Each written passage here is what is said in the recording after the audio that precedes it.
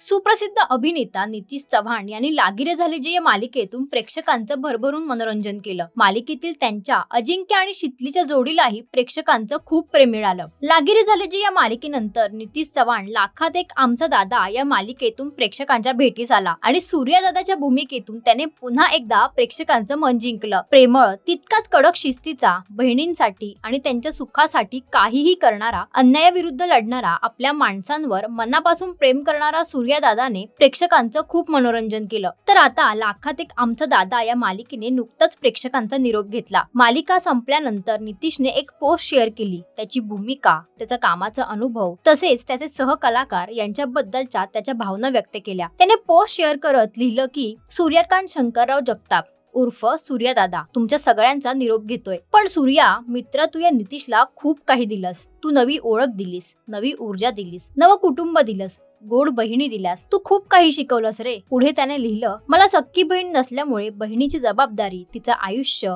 जग, तिला कसं सांभाळायचं असतं हे काहीच माहित नव्हतं। हे सगळं तुझ्यामुळे कळलं। तुझ्यामुळे बहिणींचं प्रेम मिळालं, भाऊ बहिणींचं नातं जवळून अनुभवता आलं। माझ्या आयुष्यात आल्याबद्दल सूर्या मित्र, खरंच मी तुझे मनापासून आभारी आहे। गिरीश ओक यांना उद्देशून अभिनेत्याने लिहिलं, सर तुम्ही मित्रासारखे राहिलात म्हणून आम्ही मोकळेपणाने काम करू शकलो। पुढे मालिकेतील बहिणींना उद्देशून लिहिलं की 5 बोटं जुळतात तेव्हा मूठ तयार होते आणि ताकद येते। माझ्या गोड बहिणींनो, तुम्हा चौघींशिवाय हा सूर्या नाहीये हे कायम लक्षात असू द्या। पुढे नितीशने त्याच्या पोस्ट मध्ये मालिकेचे दिग्दर्शक, निर्माते, तंत्रज्ञान विभागात काम करणारे, झी मराठी अशा सर्वांचे आभार मानले। या मालिकेत काम करण्याची संधी मिळाल्यामुळे त्याला पुन्हा एकदा झी मराठीच्या कुटुंबाचा भाग होता आला। इतकंच नाही तर नितीशने त्यांच्या सर्व सहकलाकारांप्रती ही कृतज्ञता व्यक्त केली। तर नितीश चव्हाणची ही पोस्ट तुम्हाला कशी वाटली आणि लाखात एक आमचा दादा या मालिकेला तुम्ही किती मिस कराल हे आम्हाला कमेंट्सद्वारे नक्की कळवा। आणि मालिका विश्वातील अशाच काही खास अपडेटसाठी इट्स मज्जा मराठी या यूट्यूब चॅनलला लाईक आणि सबस्क्राईब करायला विसरू नका।